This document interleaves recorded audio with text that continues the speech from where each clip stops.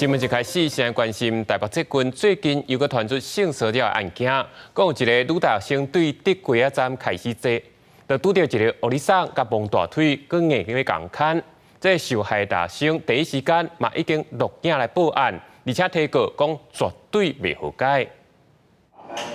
拖行李箱坐捷运，隔壁一个老先生向伊大腿是一直摸，佮愈来愈大胆，在大家目睭紧紧之下，直接伸手，想要将手砍起来。性骚扰讲来就来，女乘客强忍这艰苦，录影自保。那阿北就是时不时摸一下，摸一下。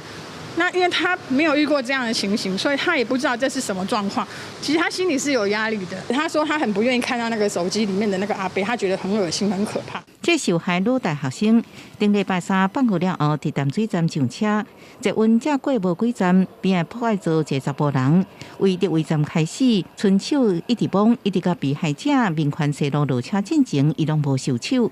目前警方已经接到报案，在调查当中。根据今年统计，北捷牵涉性骚扰已经超过20件。他基本上社会经验也没有那么丰富，但是我们还是要肯定他非常的冷静，因为他知道先做一个录影收证。如果是可以现场取发的话，那大家或许可以协助站务人员，也可以积极的介入处理。 查甫囡仔修正自保，立心基金会予伊正面的肯定，也建议比起事后报案，迄时阵马上通知警方协助查某警官，才早一步将嫌犯送办。佮建议捷运内底第三人建议拥回，直接或者是间接协助，互被害者脱离性骚扰的敌对气氛。记者综合报道。